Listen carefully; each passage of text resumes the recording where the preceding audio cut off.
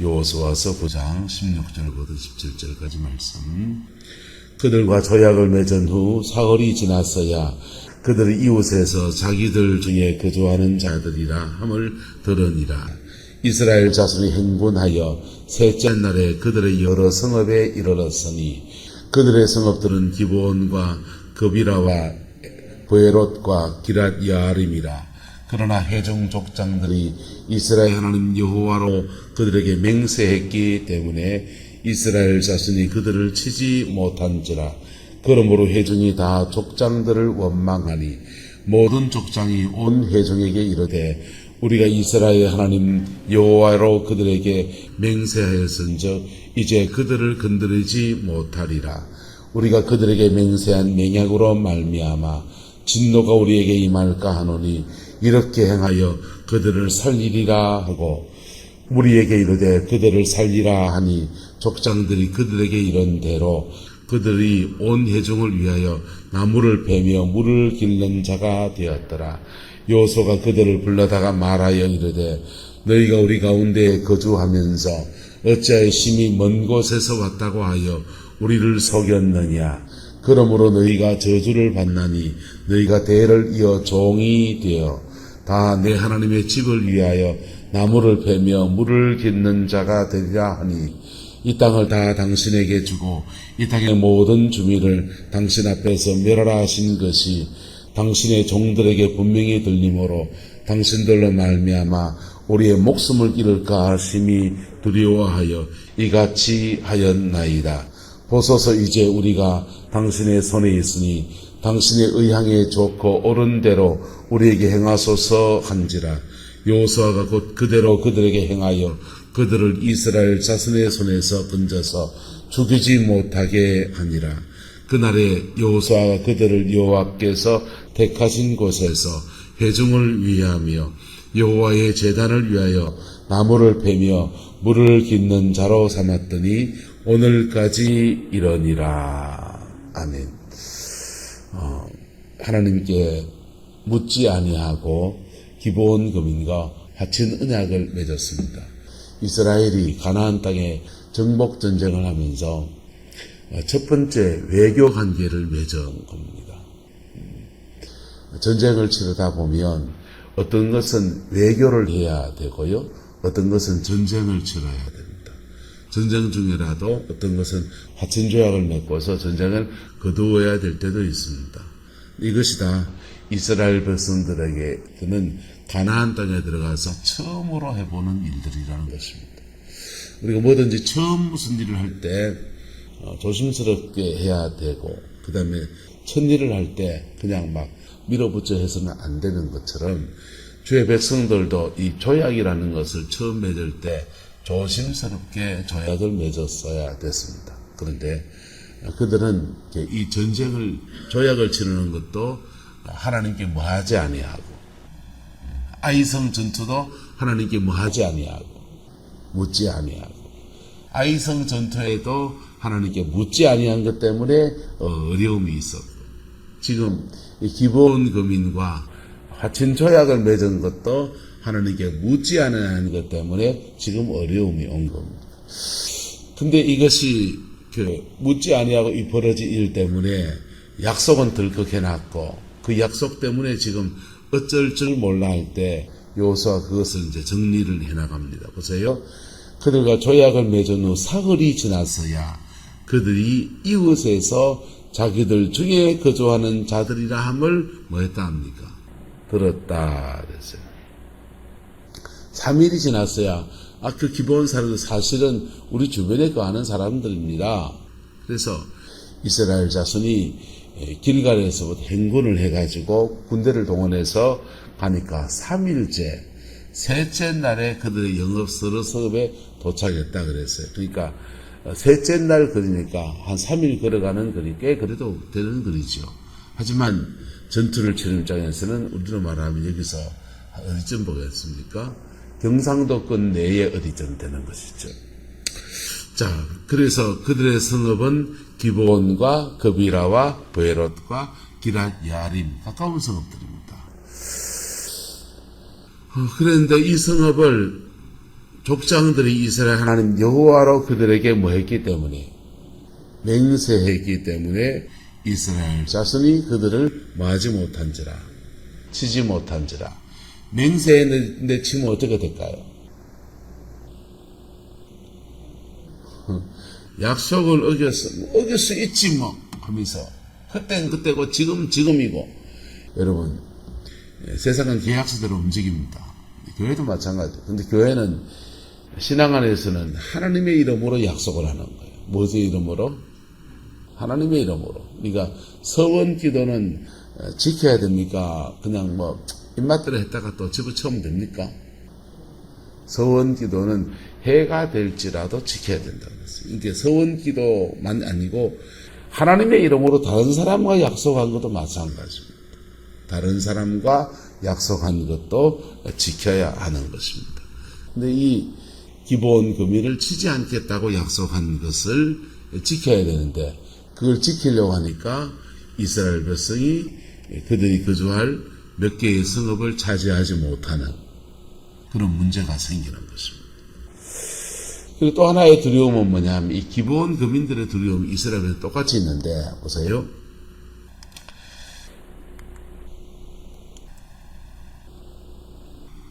그래서 20절에 보시면 우리가 그들에게 맹세한 맹약으로 말미암아 무엇으로 진노가 우리에게 임할까? 하나님의 이름으로 맹세했는데 만약 이걸 쳐버리게 되면 우리가 하나님의 이름으로 짐승을 쪼개놓고 이 이스라엘과 주변 나라들은 요즘같이 국제관계가 은하이 없어요.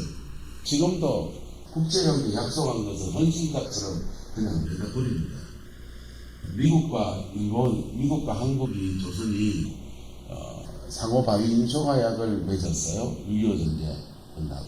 근데 처음 맺은 게 아니에요. 고종 황제와 미국과 사이에서 협약을 맺었습니다.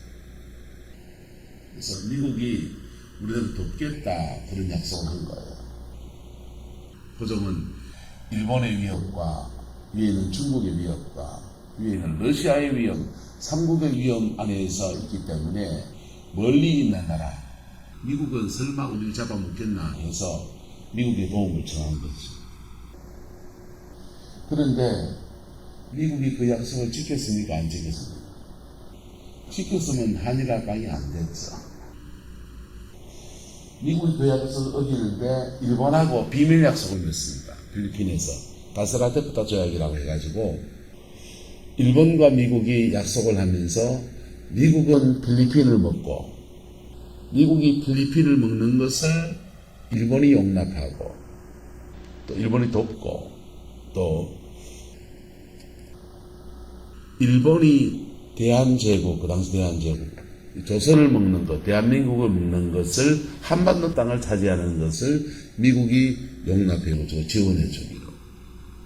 그래서 일본 군대가 미국 군대가 일본으로 필리핀으로 들어갈 때 일본 군대가 다른 아시아권이니까 여러 가지 생각도 없습니다. 또 일본 군대가 대한민국으로 들어올 때 그 연료, 지프차의 연료, 모든 연료가 다 어디서 오냐? 미국 겁니다. 미국 석유 가지고 들어왔어요. 동학 농민군을 학살할 때는요, 일본 군대가 영국제 나발총을 가지고 들어왔습니다. 그게 이제 슬픈 국제관계 역사예요. 이게 뭐 서로 약속해놓고요, 헌신자도 버려버려요. 근데 고대 사회에는 약속을 할 때 어떻게 약속하느냐 이렇게 합니다. 짐승을 쪼개야 된다.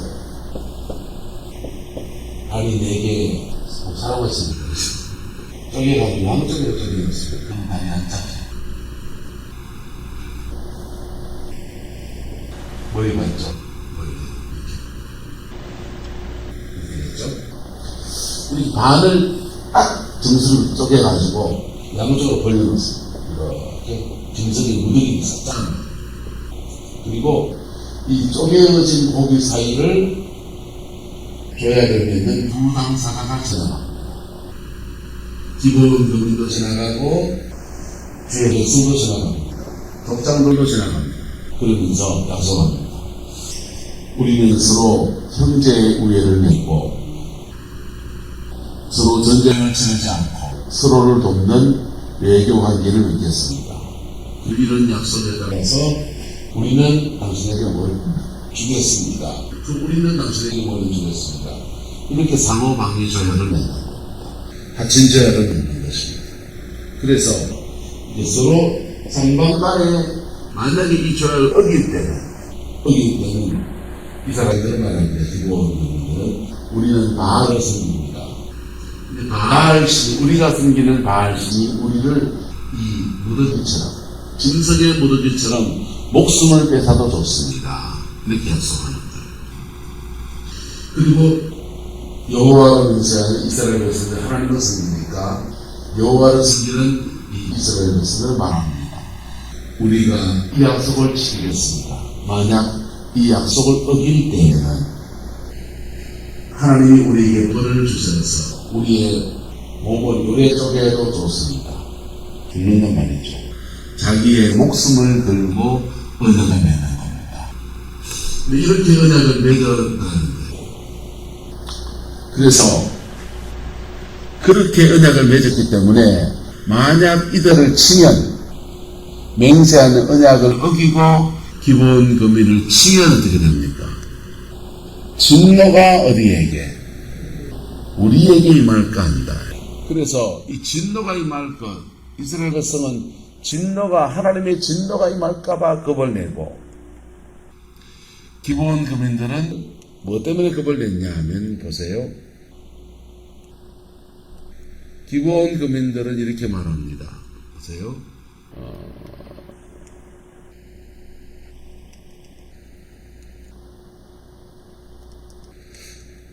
물어버리게 이렇게 말해요. 어찌하심이 먼 곳에서 왔다고 우리를 속였느냐 이렇게 물으니까 이 사람들이 이렇게 말합니다.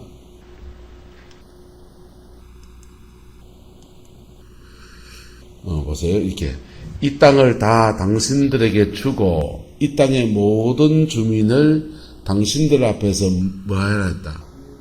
멸하라 하신 것이 당신들의 누구에게 들림으로 지금 기본 거민들이 말하는 겁니다.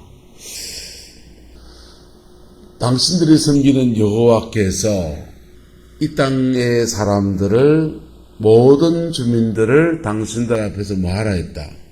멸하라, 다 죽여라 그랬다는 거예요. 종으로 삼으라 했다. 죽이라 그랬다. 죽이라고 했다라는 것입니다. 그래서 그들이 겁이 나서 이렇게 목숨을 잃을까 두려워해서 이같이 했다 이렇게 말합니다. 그래서 이제 당신의 앞에 목숨은 살려주는 대신에 다른 모든 걸 다 해도 좋습니다 라고 그렇게 지금 그렇게 얘기하는 것입니다. 그래서 그들을 기본 거민들을 반노예로 삼는 것으로 정리를 하게 합니다. 이스라엘 자손의 손에서 건져서 뭐 하지 못하겠다. 죽이지 못하겠다. 그래서 만약 죽이면 어떻게 됩니까? 기본 땅이 탐나 보여서 기본 거민의 땅을 정복해 버리면 어떻게 되느냐? 하나님께서 한 대로 맹세한 대로 이 목숨으로 대신해야 됩니다. 이게 언약 앞에 하나님 앞에 맺은 언약도 중요하지만 하나님의 이름으로 다른 사람과 맺은 언약도 이렇게 있는 겁니다. 약속은 약속이에요. 지켜야 합니다. 뭐 해야 된다고요? 지켜야 합니다. 약속한 것은 지켜야 됩니다. 약속을 어겼을 때는요, 약속 어긴 대대로 위약금을 물어야 되는 거지. 그래서 약속대로 이것을 이렇게 성취해. 여호수아가 외교의 문제에서 하나님께 뭐 하지 않았고, 묻지 않은 것에 대한 대가 지불을 지금 하는 겁니다. 하지만 약속한 것에 대해서 여호수아는 지켜내려고 합니다. 근데 이 약속을 하나님의 이름으로 약속한 것을 세대가 흘러서 사사기를 지내고 사울왕 시대가 되었을 때 시대가 많이 흘렀잖아요. 많이 흘러서 사울왕이 보니까 이 기브온 땅이 너무 탐나 보이는 겁니다. 그래서 기브온 땅을 빼앗고 그 사람들을 이제 노예 삼아난 사람들이니까 약자들이니까 그들을 짓밟습니다. 그 결과는 단방 떨어지지가 않아요. 사울왕이 전사에서 죽고 다윗왕 시대가 되었을 때 이스라엘 땅에 기근이 듭니다. 기근이 드는데 하나님께 왜 기근이 드는지 물었을 때 기브온 거민들을 죽인 것에 대한 저주가 임했다는 것입니다. 그래서 기브온 거민을 찾아가서 다윗이 말합니다. 여차했는데 당신들의 그 원한을 어떻게 풀어줘야 되겠느냐라고 하니까 사울의 후손 중에서 몇 사람을 우리에게 주어서 그 사람들의 목숨을 취하게 하소서. 왜? 목숨에는 뭘로 대신해야 되니까? 목숨으로 대신해야 되고 언약한 대로 목숨을 내놔야 되는 거죠. 언약대로 이루어 주소서 이렇게 말합니다. 여러분, 사람의 목숨을 취하는 것이 사울이 이게 다윗에게 쉬운 일입니까? 어려운 일입니까? 어려운 일입니다. 다윗이 왕이고 그렇지만은 또 다윗은 전임 왕이었던 사울과 사이가 좋지 않아서 그리고 나라를 봉합하려고 하나의 나라를 만들려고 하니까 탕평정책을 쳐야 되는 입장에서는 어려운 얘기입니다. 하지만 언약은 언약이에요. 그래서 그 언약대로 사울의 아들 자녀손들 여러 자녀손들 중에서 몇 사람 5명 정도의 사람을 기브온 거민에게 내어주어 그들이 정한 언약대로 벌을 줍니다. 그랬더니 이스라엘의 기근이 사라지게 되었다. 그렇게 성경은 기록하고 있어요. 여러분, 하나님 안에서 여러분이 맹세한 것이 있습니까? 맹세한 것을 지키십시오. 또 하나님의 이름으로 다른 사람과 맹세한 게 있습니까? 지켜야 됩니다. 헌신자처럼 버려서는 안 됩니다. 그 언약을 지켜나가야 합니다. 지키지 않으면 어떻게 됩니까? 한번 따라합시다. 눈에는 눈, 이에는 이. 그래서 눈에는 눈이고 이에는 이라서 이도 행한 대로 받아봐라. 너도 행한 대로 받아봐라. 너 심은 대로 니도 걷어봐라. 너의 가정을 깼냐? 너도 깨져봐라. 남의 목숨을 취했냐? 니도 목숨을 잃어봐라. 너의 자식을 죽였냐? 네 자식도 죽여봐라. 너의 인생에 길을 막았냐? 네 인생도 한번 막혀봐라. 눈에는 눈, 이에는 이 되는 거예요. 근데 예수님 안에서 이것을 능가하는 언약이 주어져 있습니다. 그게 뭐냐 하면요. 따라합시다. 보혈 안에서 언약을 고칩니다. 보혈 안에서 저주의 언약을 다 뜯어 고치는 거예요. 왜요? 예수님이 저주 받으실 일이 없으신데 그분이 다 저주를 받으심으로 뭐 하심으로? 그분이 다 저주 받으심으로. 할렐루야. 저는 목회에 나가면서 목회 철학이랄까 인생 철학이랄까 몇 가지가 생겼는데요. 첫 번째는 하나님이 역사를 주관하신다. 누가 주관하신다? 특별히 목회를 하면서 하나님이 역사를 주관하신다. 그 역사를 주관하시는 기준이 있다면 그건 뭐냐면 바로 심은 대로 거둔다는 거예요. 뭐한 대로 거둔다. 하나님이 역사를 주관하시고 두 번째 인생 철학은 인생은 심은 대로 거둔다. 똑똑하여서 안 심고 거들락 하는 얄팍한 속셈은 하나님 앞에서 안 통합니다. 예. 남의 손 빌려서 농사 짓고 하는 거, 남의 손 빌려서 뭐 하는 거, 여러분 안 통한다니까. 예. 하나님 앞에서는 지가 심어야 되는 거예요. 할렐루야. 그래서 머리 좋은 사람이 직계에 빠지는 거예요. 똑똑이들은. 딴 사람 밥 사게 하고 지는 안 사고, 딴 사람 흥금하게 하고 지는 안 흥금하고, 딴 사람 부족해서 뭐 하고, 안 통한다 이거. 하나님 앞에서는 내가 하나님 앞에 심은 것을 내가 거두는 거야. 할렐루야. 자기가 심고 자기가 거두는 거야. 심은 대로 거둔다. 두 번째. 근데 세 번째가 너무 은혜가 됩니다. 첫 번째, 두 번째는 구약시대부터 계속 이어지는 하나님의 법이라면, 세 번째는요, 한번 따라합니다. 잘못 심은 것은 복음 안에서 다 뽑힌다. 잘못 심은 것은 복음 안에서 다 뽑히는 거예요.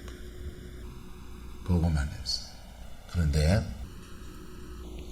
죄를 짓는다 할 때 우리는 하나님께만 짓는 게 아니거든. 죄를 짓는다 할 때 누구한테도 짓습니까? 사람하고도 짓는다. 사람하고도 짓는데 사람과 사람 사이에 얽힌 문제가 생기면 이거는 따라합시다. 땅에서 풀어야 됩니다. 다윗이 땅에서 푸는데 목숨으로 목숨을 대신하는 것으로 풀었다면요.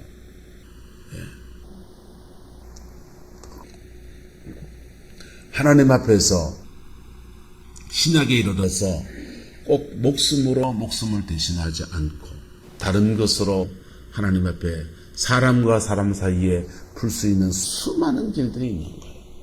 여러분, 말 한마디로 무엇을 갚는다? 천냥빚을 갚는다. 여러분, 정말 마음을 다해서 그 사람에게 사과하면 그게 그 사과를 동의해 줄 때 용납되어지는 은혜도 주어질 수 있다 없다? 있죠. 그래서 사람과 사람 사이에 얽힌 것들을 다른 방법으로 푸는 많은 길이 있는 거예요. 진정한 사과가 될 때도 있고요. 돈을 예를 들면 오남선 고사인데 돈을 내가 뭐 하다가 실수해가 3천만 원 뭐 해못다 빌려가 못 갚다 합시다.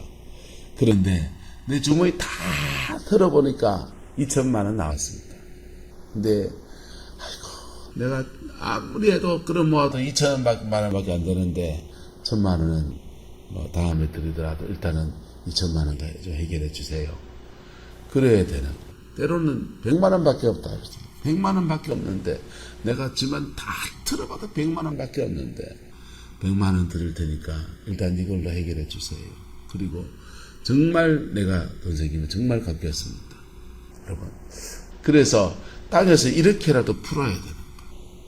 여러분, 김미진 간사의 강의나 간정들을 사람들은 그냥 뭐 불러 듣습니다. 그분이 70억의 빚을 지잖아요. 70억의 빚을 지고 제주 열방대학 가서 은혜를 받습니다. 은혜 받았으니까, 그리고 은사도 뭐 왔겠지. 그래서 은혜 받았으니까 막 밀어붙여 나간다. 그런 거 절대 안 했습니다. 그분이요, 돈 많은 하루에 그 빚진 인생에서 살아가는데 돈 만 원이 하루 밥 먹고 살 돈입니다. 돈 만 원짜리 들고서 자기가 빚을 진 사람을 다 찾아다닙니다. 그리고 봉투에다가 만 원짜리 하나 딱 넣고서는 그 만 원 들고서 그분 찾아갑니다. 그리고 말합니다. 우리는 지금 빚쟁이가 돼서 먹고 살기도 지금 막막하고 이 만 원이 내한테는 하루의 목숨값이다. 이 만 원을 당신한테 지금 내고 나는 꿀 굶는다. 그런데 이렇게 만 원을 드린다는 말은 내가 정말 최선을 다해서 당신 빚을 갚겠다. 근데 채무 면제권이 이걸 줘야 내가 사업을 재개하든 제가 재기를 해 갚을 수 있지 않겠냐. 그거 좀 써달라는 거예요.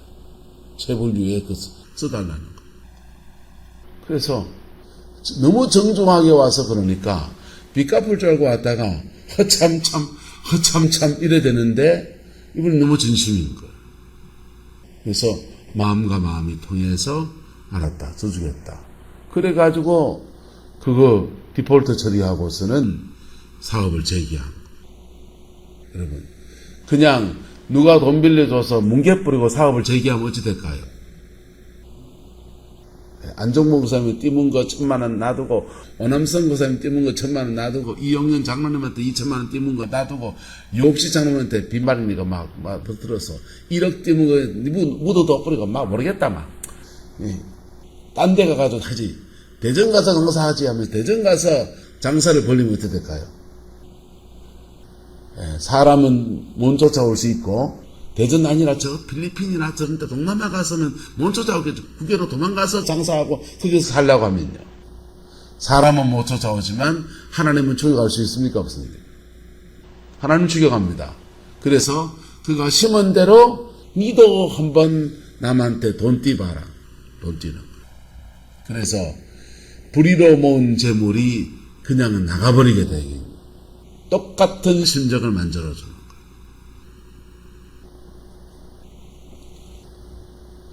왜 하나님이 그렇게 하시냐? 같은 심정이 돼봐야 그 사람의 뭘 알 수 있고, 마음을 알 수 있고, 그리고 그거 회개하고, 새롭게 하라고, 맛보라 하는 거. 니도 한번 겪어봐라 이거예요.